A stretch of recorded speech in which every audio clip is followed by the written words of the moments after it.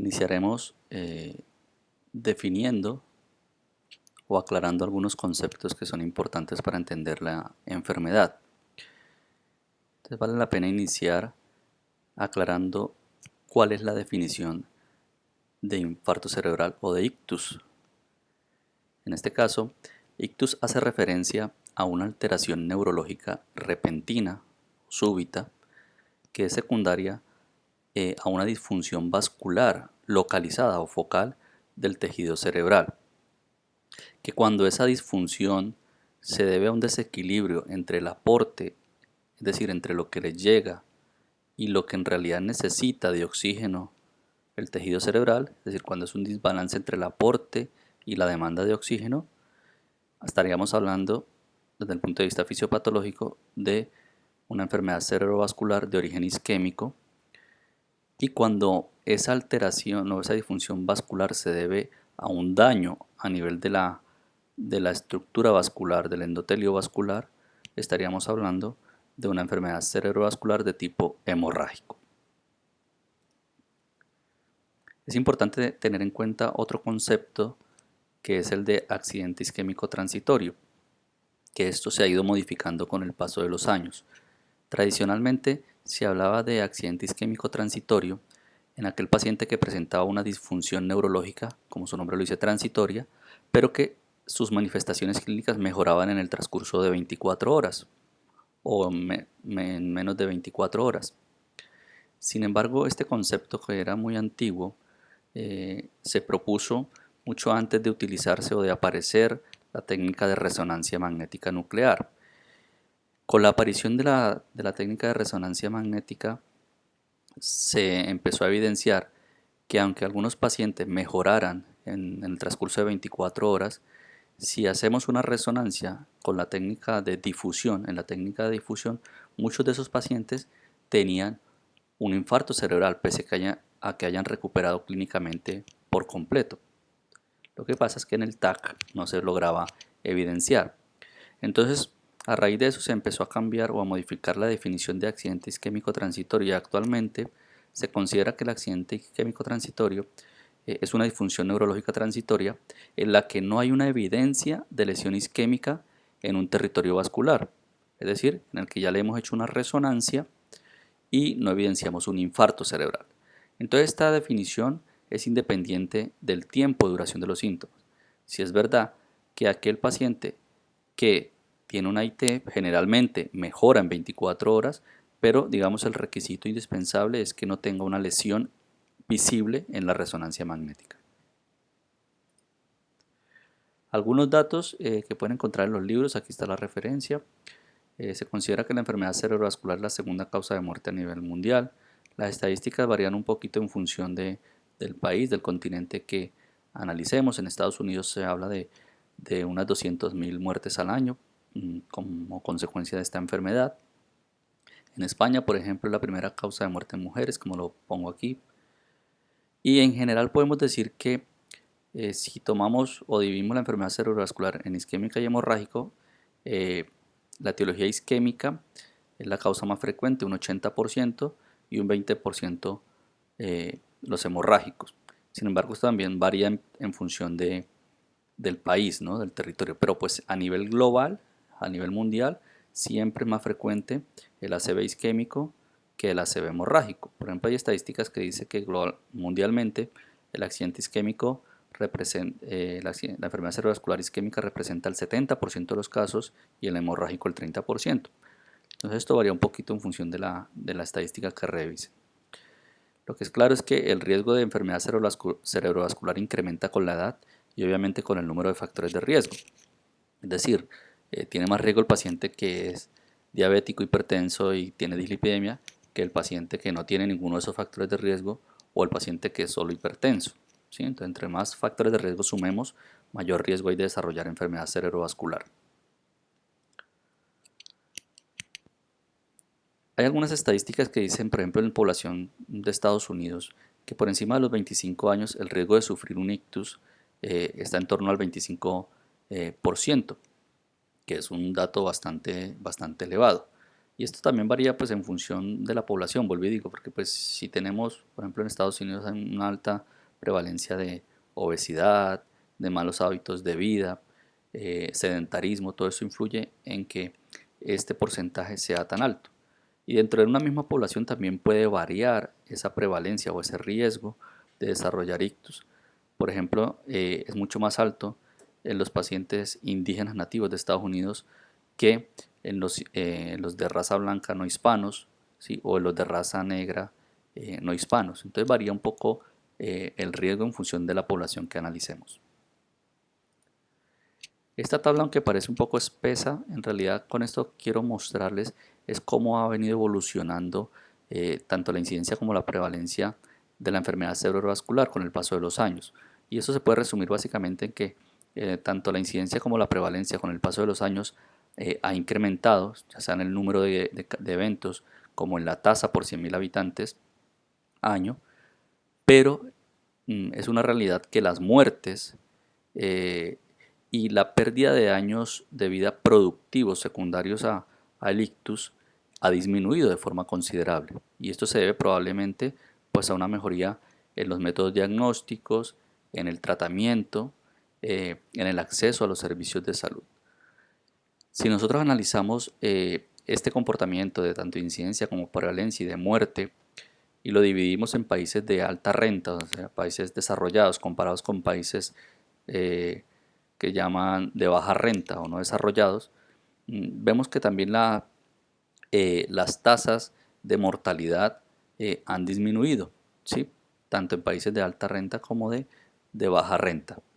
Sin embargo, aquí sí hay un dato importante y es que cuando dividimos en países de alta renta y baja renta, se ve un incremento en la incidencia de ACV, de todos los tipos de ACV. ¿Sí? Y esto probablemente tenga que ver mucho con los estilos de vida saludable. Pero la idea de esta tabla es que aunque la incidencia y la prevalencia haya incrementado con el tiempo, la mortalidad ha disminuido y probablemente, volví y digo, esto secundario a la mejoría en los métodos diagnósticos y en el tratamiento más oportuno de este tipo de pacientes.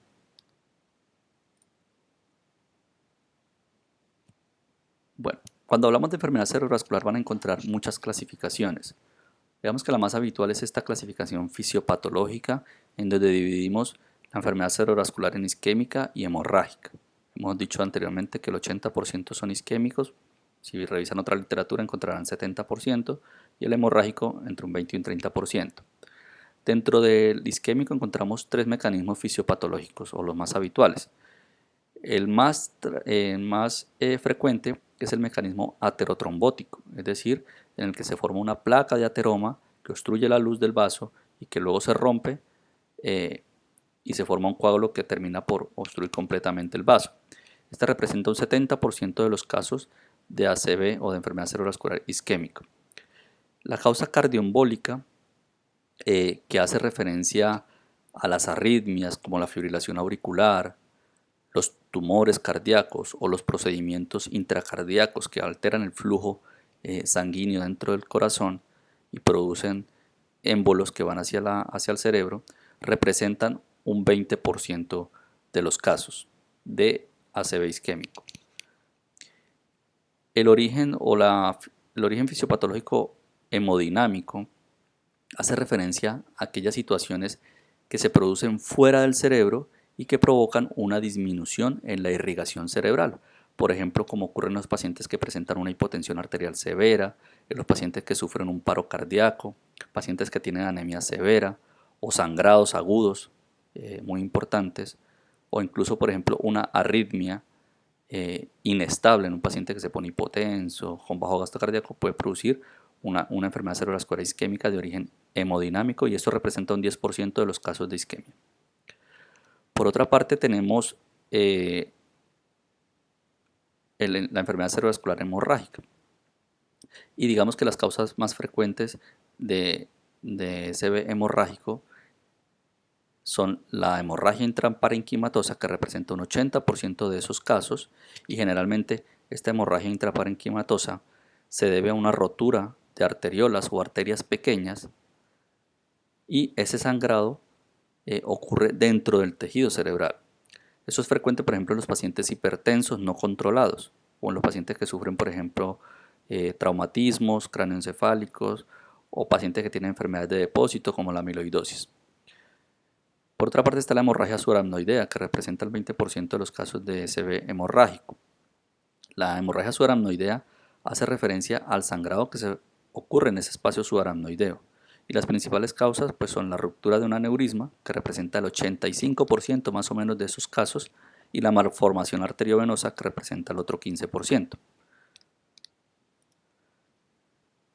Hay otra clasificación, la anterior era una clasificación fisiopatológica, hay una clasificación que es topográfica, que está en desuso, a mí no me gusta mucho y en realidad se usa poco, que como su nombre lo dice, lo clasifica dependiendo del sitio que se ve afectado, si es del territorio anterior, si es del territorio posterior, ¿sí?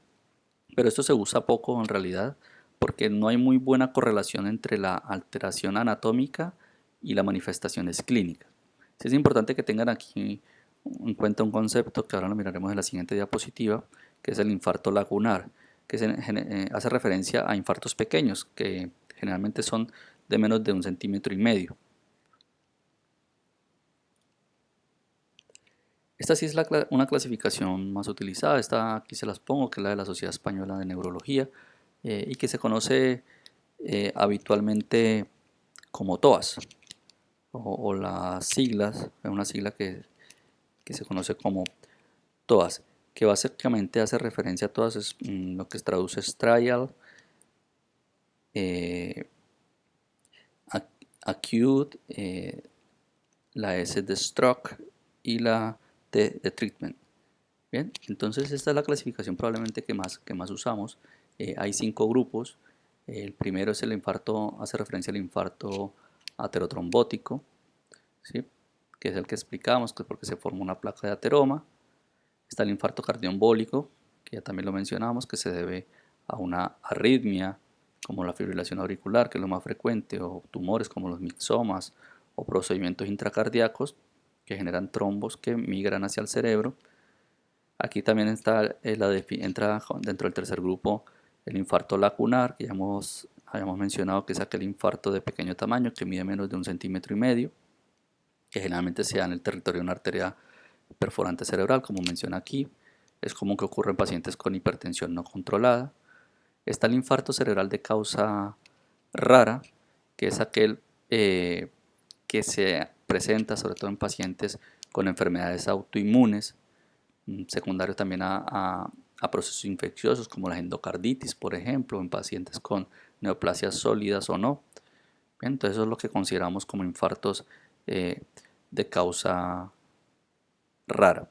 Y luego hay el último grupo que se llama el infarto cerebral de origen indeterminado, y es aquel, en este grupo se incluye aquellos pacientes que pues tienen el infarto, que han sido estudiados de las principales causas, incluyendo las autoinmunes y las neoplásicas, y no se ha encontrado una causa del infarto. Este entonces se clasificará como un infarto cerebral de origen indeterminado. Entonces repito, esto se conoce como la clasificación TOAS, que es de Trial Acute Stroke Treatment, y es probablemente la más utilizada. Esto en cuanto a enfermedad cerebrovascular de origen isquémico. En cuanto a la enfermedad cerebrovascular hemorrágica, pues las causas más frecuentes ya hemos dicho que es la hemorragia intraparenquimatosa, que generalmente ocurre en pacientes hipertensos no controlados o en pacientes que tienen depósito de amiloide. Y está la hemorragia subaracnoidea, que se debe generalmente o a la rotura de un aneurisma o a malformaciones arteriovenosas. Sin embargo, pues hay múltiples causas de hemorragia cerebral, ¿no? Entre esos tenemos pues trastornos hematológicos que predisponen al sangrado, pacientes que toman tratamiento anticoagulante, es importante, y que sufren traumatismos, hemorragias secundarias a tratamiento fibrinolítico o trombolítico, por ejemplo, los pacientes que sufren un infarto agudo de miocardio y se trombolizan, pacientes con tumores cerebrales, ¿sí? Entonces las causas de sangrado son múltiples, aunque las más importantes son las que hemos mencionado. Muy bien, vamos a mencionar probablemente lo más interesante del tema, que es la fisiopatología. Entonces, para hablar de la fisiopatología, primero hay que entender lo normal, ¿cierto? en cuanto al funcionamiento del cerebro. Ustedes recordarán, aquí no nos vamos a detener en esto, pero sí simplemente aquí para mostrarles el clásico polígono de Willy, ¿cierto? Aquí tener en cuenta que tenemos una circulación anterior, una circulación posterior y el territorio de la cerebral media, que probablemente es el que ocupa o irriga la mayor parte del cerebro, y por eso es que también en esta zona es más frecuente que encontremos infartos cerebrales. Y aquí en este gráfico, pues en los colores podrán identificar la zona que corresponde a cada vaso. Entonces la parte roja hace referencia a la circulación anterior, a la cerebral anterior. La parte que está de amarillo hace referencia al territorio de la cerebral media, esto en diferentes cortes de TAC. Y la parte verde o violeta sobre todo la verde, hace referencia a la circulación posterior, y aquí está que está como morado. Bien, entonces si ustedes ven la parte amarilla que hace referencia a la circulación de la arteria cerebral media, el territorio de la arteria cerebral media, pues es bastante extenso. Por eso es que en estos lugares es donde encontramos la mayoría de los infartos cerebrales. Hay que tener también en cuenta algunas características del cerebro, del tejido cerebral. Entonces el cerebro es muy dependiente de oxígeno y de glucosa.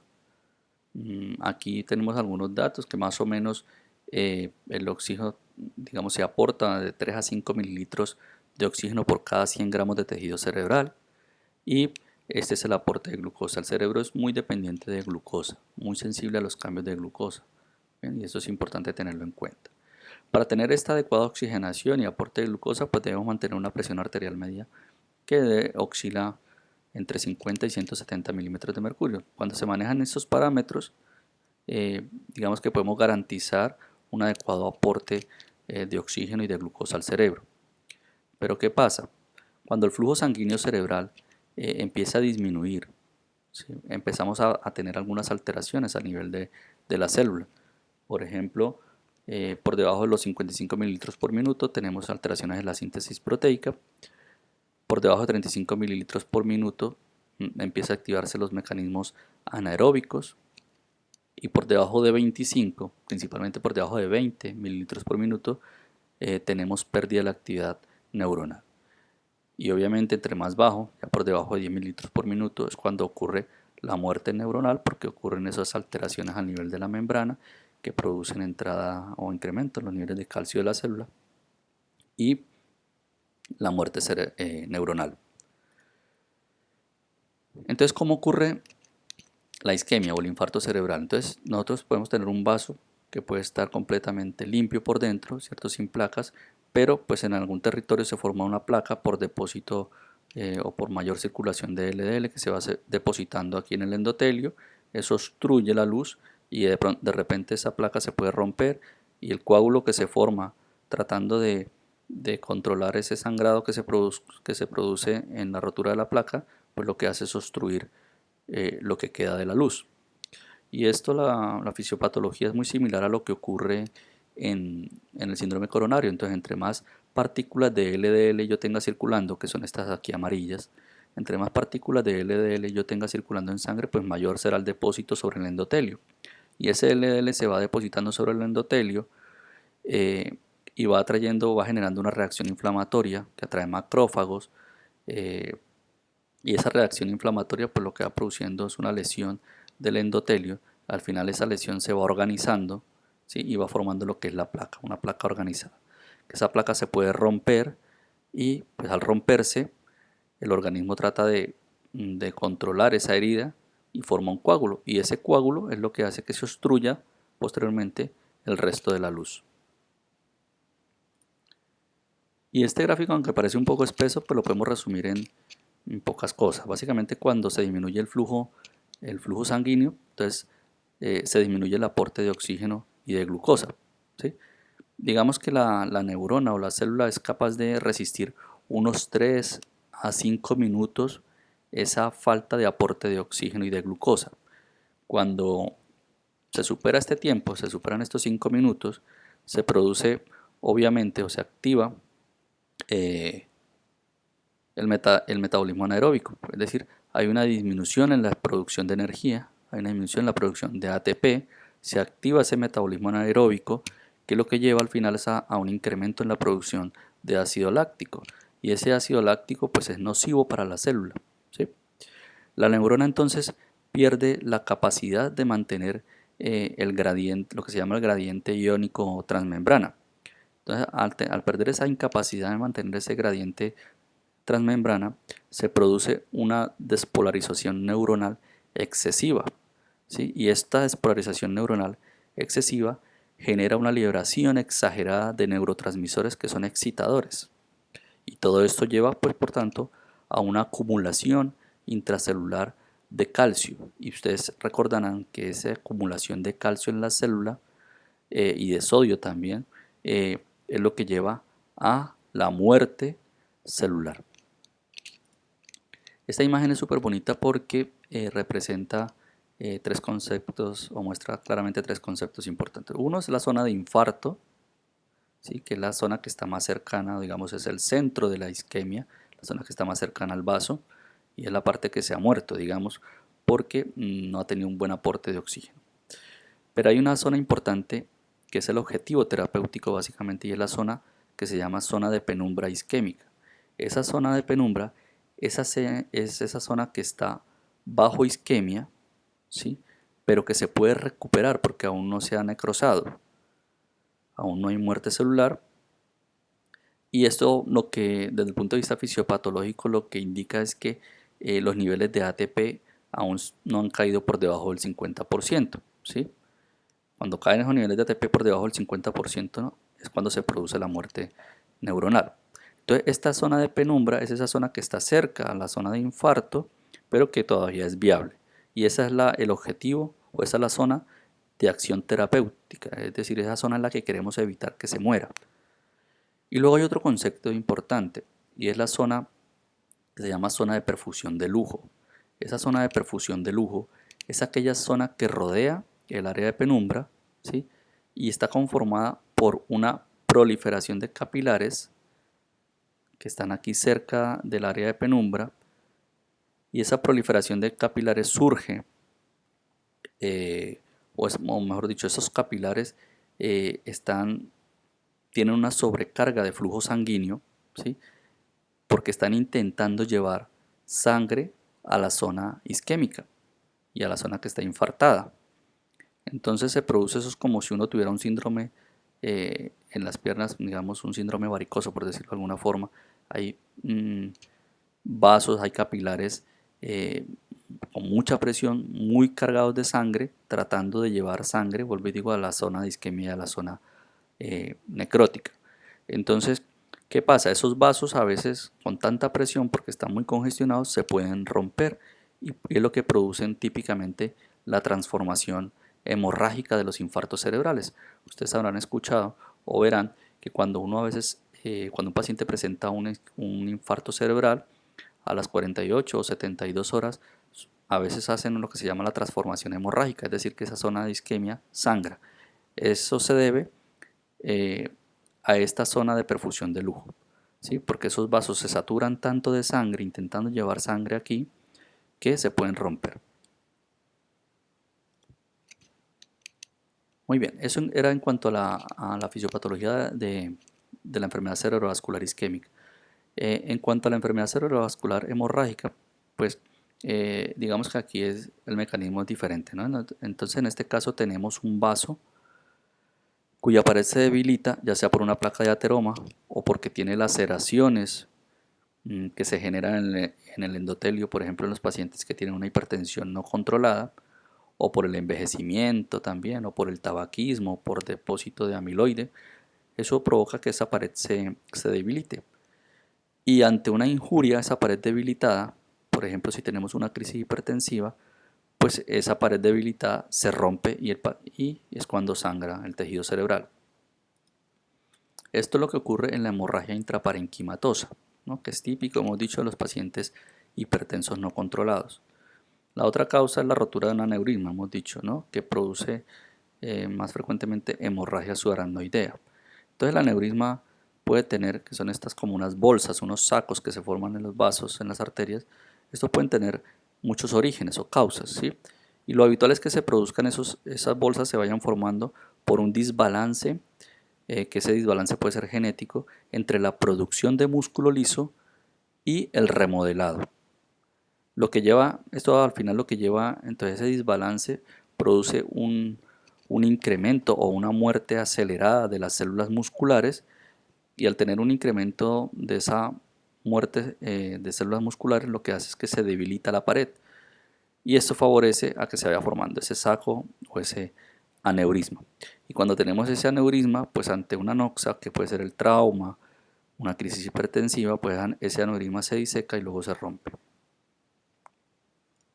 Aquí, por ejemplo, tenemos una arteriografía cerebral en donde vemos aquí, en esta imagen, un aneurisma de la comunicante anterior que ha sido aquí excluido mediante un coils. Un coils son como unos anillos que se introducen para que excluir esa bolsa, ¿no? Para que no vaya a seguir sangrando o no sangre.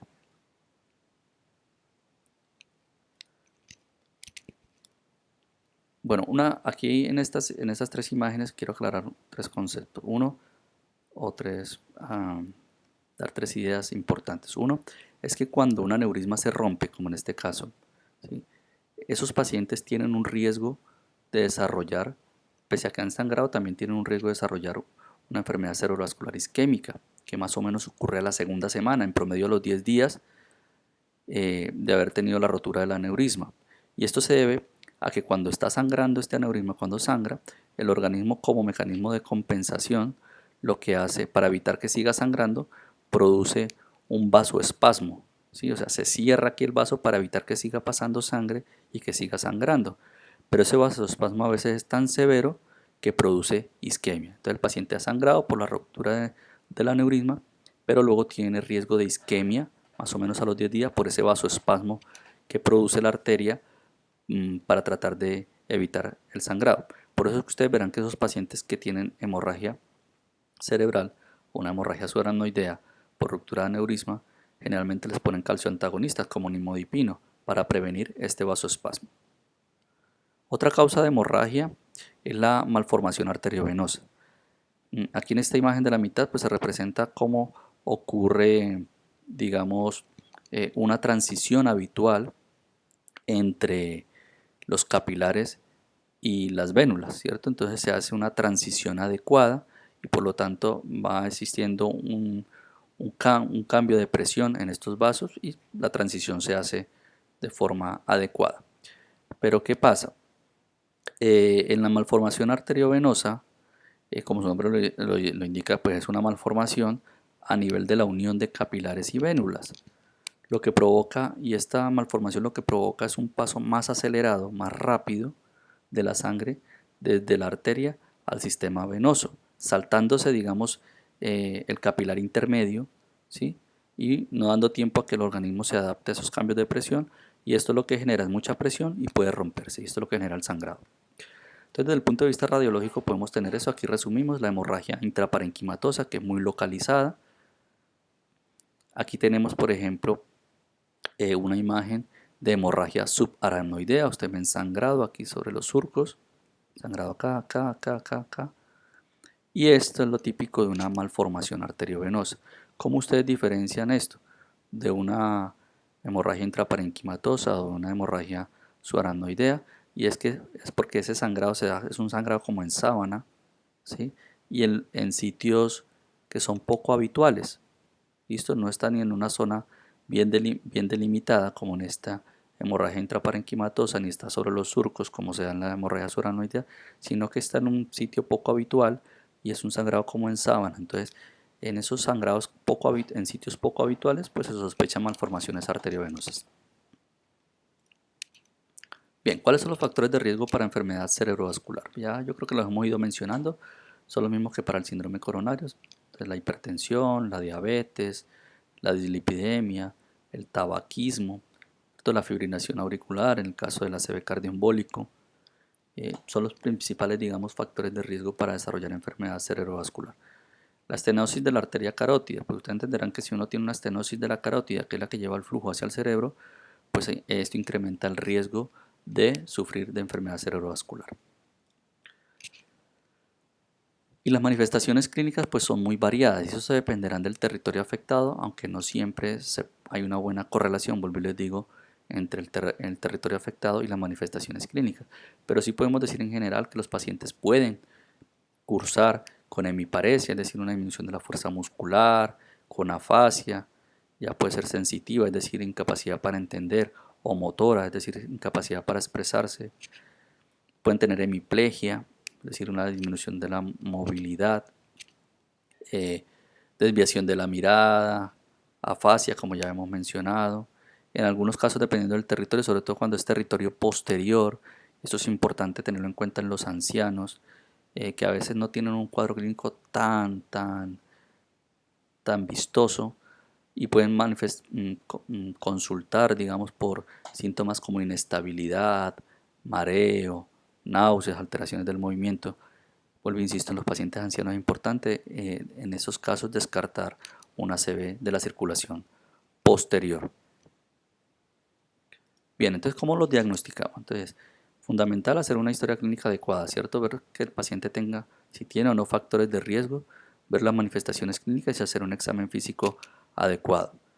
Después de esto, como prueba complementaria tenemos las pruebas de imagen que nos confirman la isquemia o la hemorragia y luego unas pruebas de laboratorio. Estas pruebas de laboratorio van enfocadas básicamente a descartar una contraindicación para la trombolisis o la fibrinolisis. Bien. O en algunos pacientes para descartar, por ejemplo, una anemia severa que sea la causa del infarto, en este caso sería hemodinámico, una hipoglicemia que también podría simular una ACV, una hiponatremia que podría también simular una ACV, y lo que es los tiempos de coagulación, básicamente pensando en que no tenga una contraindicación para la trombolisis, o si es una enfermedad cerebrovascular hemorrágica, pues para ver que no tenga un trastorno de la coagulación que sea el responsable de ese sangrado. La evaluación general recomienda a la AJA que se haga en los primeros 10 minutos, es decir, una historia rápida y un examen físico general en 10 minutos, y que ojalá el paciente ya haya sido visto o se le haya realizado, perdón, una exploración neurológica en los primeros 25 minutos desde la llegada al servicio de urgencias. Hay varias maniobras, digamos, para hacer una valoración global rápida, como son las maniobras de Vingasini y Barré, que lo que hacen es evaluar la fuerza global, ¿sí? Y básicamente consiste en pedirle al paciente que cierre los ojos y estire los brazos, o en el caso de las piernas que esté acostado, que levante las piernas y las flexione, y lo que uno hace es valorar si alguno de los brazos cae o alguna de las piernas cae, para identificar una disminución de la fuerza global. Esto es una forma, digamos, como muy grosera, muy general de evaluar la fuerza. Pero pues en realidad hay que hacer un examen neurológico completo, evaluarle los reflejos, los principales reflejos, evaluar la parte sensitiva, sobre todo en los pacientes con infartos lagunares, que pues a veces las alteraciones no son muy visibles, tanto la sensibilidad táctil como térmica como vibratoria. Hacer las pruebas de disimetría, con la más típica, la maniobra dedo-nariz, que se le pide al paciente que toque con el dedo de él, toque nuestro dedo y luego se toque la nariz y estamos moviendo nuestro dedo para ver si el paciente tiene capacidad de coordinación. Y hay algunas maniobras para, digamos, actuar rápido a nivel prehospitalario, que se aplica pues para toda la comunidad o para los pacientes que trabajan en atención prehospitalaria. Son la escala de Cincinnati, ¿no? Esta escala básicamente evalúa la parálisis facial, si hay o no caída del brazo y si el paciente habla enredado o no, habla de una forma anómala. Si uno tiene uno de esos tres, es decir, o se le tuerce, tiene parálisis facial, tiene la desviación de la comisura labial, o cae el brazo, o habla de una forma anómala, la probabilidad de ACV es del 72%. Pero si tenemos las tres alteraciones, la probabilidad de ACV es mayor del 85%, casi en torno al 90%. Pero pues a nivel hospitalario lo que habría que hacer es un examen neurológico adecuado por una persona entrenada, y hay una escala que se llama NIHS, el NIS, ¿sí? Que esto básicamente traduce National Institute of Health Stroke Score, es decir, el score de ACV del Instituto Nacional de Salud de Estados Unidos. Tiene varios parámetros, evalúa varias zonas o varias partes del examen neurológico y lo que da es un puntaje. Entonces, por ejemplo, en cuanto al nivel de conciencia, si el paciente está alerta da 0 puntos, pero si está en coma da 3 puntos. O por ejemplo, en el caso de la disartria, si el paciente habla normal da 0 puntos, pero si habla muy enredado, tiene una disartria severa, da 2 puntos. Entonces lo que uno hace es hacer esta lista de chequeo. Es muy fácil porque uno no se puede aprender esto de memoria. Lo que va haciendo es un chequeo y suma los puntos. Y al final hay una escala. Entonces el paciente que tenga entre 0 y 6 puntos, digamos que la afectación es leve. Entre 7 y 19 la afectación es moderada. Y si tiene más de 20 puntos hablamos de una afectación grave. Esto es importante para definir si el paciente es candidato o no a trombolisis. Bien, porque el paciente que tenga una afectación leve pues no será candidato porque el riesgo, el beneficio digamos será menor comparado con el riesgo de sangrado. Lo mismo pasa con los pacientes que tienen una afectación muy severa. En esos pacientes hay un alto riesgo de sangrado porque si hay una afectación severa indica que el territorio afectado es bastante importante. Entonces digamos que los pacientes candidatos a trombolisis son aquellos que están en este rango, en moderado, entre 7 y 9 puntos en la escala NIS. En cuanto a las pruebas de imagen, la AJA recomienda realizar un TAC cerebral en los primeros 25 minutos y que ojalá ese TAC esté ya leído por alguien experto, un radiólogo o un neurólogo entrenado en esto, en los primeros 45 minutos. Debe estar informado. En cuanto a las pruebas de imagen, hay que decir que pues para un paciente que llegue por un cuadro agudo, la prueba, digamos que se puede solicitar es un TAC cerebral sin contraste. Es importante tener en cuenta esto.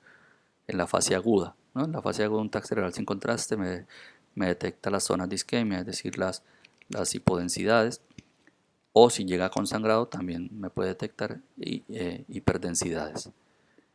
Generalmente la resonancia no se usa en urgencias, sin embargo en estudios en centros muy especializados, centros de referencia, sobre todo en otros países, cada vez se utiliza más la resonancia en urgencias, sobre todo para aquellos ictus que se llaman del despertar, es decir, el paciente que se acuesta bien y en la mañana lo encuentran y tiene un compromiso neurológico. Entonces, como ahí no sabemos bien el tiempo de evolución, la resonancia mediante la técnica, mediante las imágenes de difusión, nos pueden ayudar a identificar si ese paciente ya desarrolló un infarto o no y en función de eso poder definir si todavía es candidato o no a trombolisis. Además, si uno compara la sensibilidad de la resonancia frente al TAC, la resonancia tiene una sensibilidad del 92% frente a una sensibilidad del 71% del TAC para detectar isquemia en las primeras 3 horas. Pero bueno, como norma general, ustedes pueden pedir un TAC cerebral sin contraste en el servicio de urgencias. ¿El TAC yo para qué lo pido? Básicamente para asegurarme que el paciente no tiene una contraindicación para la trombolisis, es decir, para asegurarme que no tiene una hemorragia, que no tiene un tumor o que ya no tiene un infarto, porque si yo tengo una imagen hipodensa, es decir, que me indique que hay un infarto en el cerebro, pues ese paciente ya no es candidato. Si es una área muy extensa, que ya no sería candidato para una trombolisis. Entonces lo que yo espero encontrar cuando yo pido un TAC o lo que yo deseo encontrar para definir si el paciente es trombolisis, necesita trombolisis o no, es un TAC normal como este. Bien, yo espero o uno espera encontrar un TAC normal para poder hacer trombolisis en esos pacientes. En ese sentido, pues es importante para el médico general familiarizarse con algunas cosas que son normales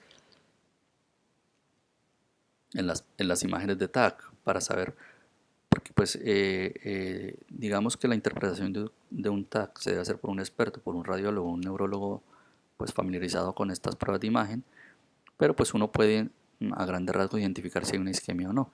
Y hay unas cosas habituales y normales que ustedes deben identificar, por ejemplo, que son los ventrículos laterales, que son estas áreas aquí hipodensas, porque esto es líquido, ¿sí?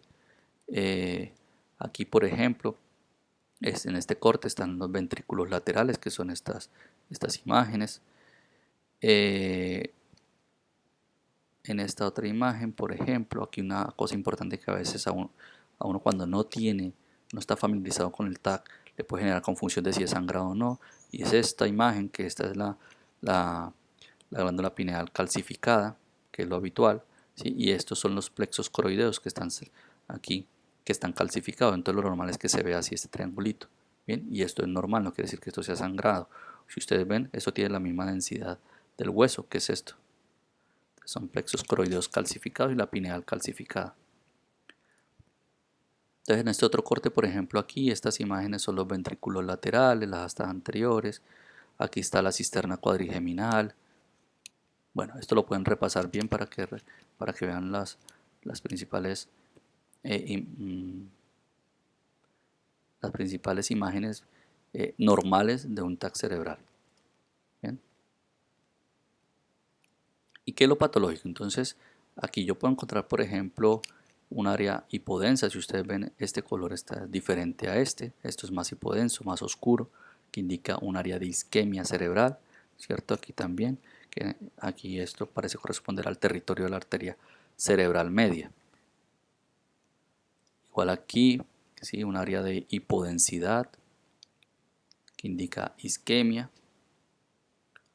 O aquí, por ejemplo, también donde están señalando la flecha, que es esta zona, también parece corresponder a un área de hipodensidad, es decir, de isquemia. Obviamente todo esto analizado dentro del contexto clínico del paciente. O también me puedo encontrar esto, áreas hiperdensas, ¿sí? Es decir, zonas blancas que tienen una densidad parecida al hueso y que corresponden a sangrado. Entonces, estos son hemorragias intraparenquimatosas, por ejemplo, como esta. Esta es una localización muy típica del paciente con hipertensión no controlada, paciente con una hemorragia intraparenquimatosa. O podemos encontrar esto. Si ven estas áreas hiperdensas aquí sobre los surcos, aquí sobre los surcos, aquí, aquí, aquí, que corresponde a una hemorragia subaracnoidea. Y aquí los ventrículos están también hiperdensos porque ese sangrado está drenando los ventrículos. Entonces son imágenes típicas de hemorragia subaracnoidea, que en la resonancia también nos puede servir, obviamente, para detectar isquemia. Por ejemplo, aquí está la secuencia de difusión, que es probablemente la secuencia más importante para detectar si hay isquemia o no. Aquí ya hablamos de hiperintensidad. Bien. Entonces la resonancia, vuelvo, insisto, obviamente tiene una mayor sensibilidad para detectar isquemia frente al TAC. Lo que pasa es que en urgencia generalmente no se utiliza. Entonces yo, resumiendo, en el TAC yo espero encontrar un TAC normal. Si quiero que ese paciente vaya a trombolisis, debo tener un TAC normal.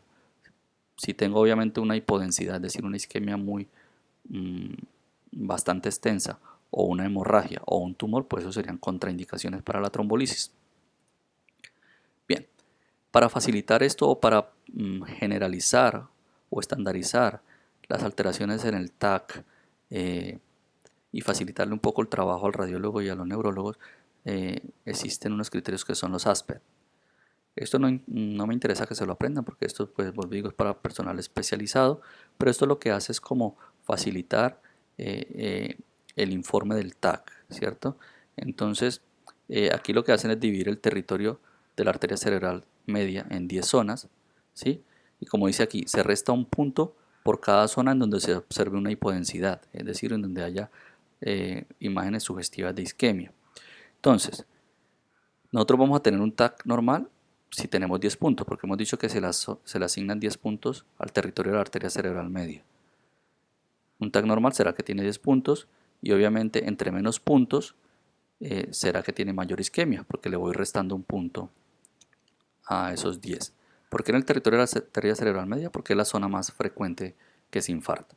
Entonces esto es lo que hacen, van asignando puntajes a zonas, la M1, M2, M3, ¿sí? Y lo que se van a ir restando puntos. Y al final, pues se decide si el TAC es normal o presenta una isquemia moderada o difusa. ¿Qué otras pruebas de imagen podemos usar? Pero ya, digamos, no tanto en urgencia, sino de forma intrahospitalaria. Está el Doppler de troncos supraórticos, que básicamente nos interesa para ver la carótida, ¿sí? Para ver si hay una estenosis carotidia significativa. El angiotac o angioresonancia cerebral, o la arteriografía en los pacientes en los que presentan hemorragia subaracnoidea y sospechamos un aneurisma o una malformación arteriovenosa, ¿sí? El ecocardiograma en el caso del paciente, o el Holter en el caso del paciente que sospechamos un ACV cardioembólico o porque sospechamos pues sí, un cardioembolismo por una fibrilación auricular o por un foramen oval permeable. Entonces va en función un poco de la sospecha. ¿Y cuál es el tratamiento? Entonces ya para terminar, unas 8 o 9 diapositivas de tratamiento. Hay unos objetivos. En el ACV isquémico los objetivos son estos. Intentar reperfundir el cerebro, es decir, tratar de recuperar esa zona de penumbra que hablábamos anteriormente, salvar ese tejido viable. El objetivo es tratar con reperfusión a esos pacientes que llevan menos de 4 horas y media, menos de 4.5 horas desde el inicio de los síntomas. Esos pacientes, si no hay una contraindicación, deberían ser trombolizados. Y para esto usamos RTPA de forma intravenosa.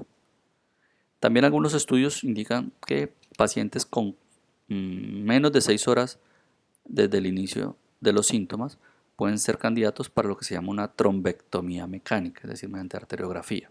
Bien.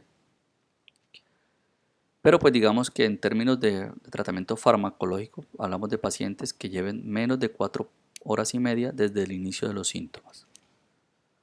También el objetivo es controlar el estado hemodinámico de ese paciente y posteriormente pues controlar los factores de riesgo y evitar pues que ese paciente vuelva a tener un evento isquémico o hemorrágico. Para la fibrinolisis es importante, ya hemos dicho que vamos a utilizar RTPA, pero hay que tener en cuenta los criterios o las contraindicaciones mejor. Hay unos criterios de inclusión y es básicamente hemos dicho que no lleve más de 4 horas y media de evolución y los criterios de exclusión son bastantes, pero pues lo más importante digamos a tener en cuenta es que el paciente pues no tenga en el TAC una hemorragia, ¿cierto? No lo podemos trombolizar si tiene una hemorragia porque va a sangrar más, que tenga un NIS bajo, de 3 o menor, porque eso indica que el compromiso neurológico es bajo y que el territorio comprometido es pequeño. Entonces ahí el riesgo de sangrar va a ser mayor que el beneficio que yo le voy a dar. O lo mismo pasa con los pacientes que tengan un NIS muy alto. Eso indica que el territorio vascular afectado es bastante extenso y por lo tanto el riesgo de sangrado va a ser mayor. Que el paciente también que haya tenido una ACV en los últimos 3 meses también es una contraindicación. Pacientes que no tengan, en el momento de llegar a urgencias, tengan la presión arterial sistólica por encima de 185, es decir, habría que bajar la presión arterial por lo menos por debajo de 180 para poder fibrinolizarlo. Pacientes con hipoglicemia, hasta que no se le corrija esos valores de glicemia, no se puede fibrinolizar porque puede que el paciente tenga una hipoglicemia y eso sea la causa de los síntomas y a lo mejor le mejora tras corregir la hipoglicemia.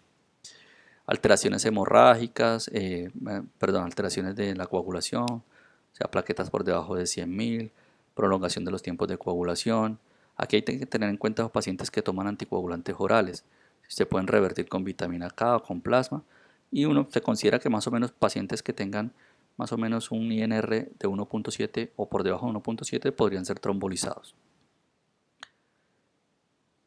Y como ven aquí hay un listado bastante amplio, algo a veces genera la duda, el antecedente de una punción de un vaso sanguíneo no compresible es una contraindicación relativa, ¿sí?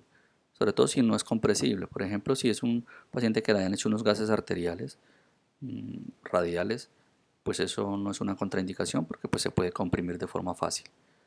Muy bien. Y entonces, en el isquémico, en la enfermedad cerebrovascular isquémica, ¿qué tratamiento vamos a plantear? Entonces, fibrinolisis, ya hemos dicho. ¿Listo? Si tenemos la disponibilidad.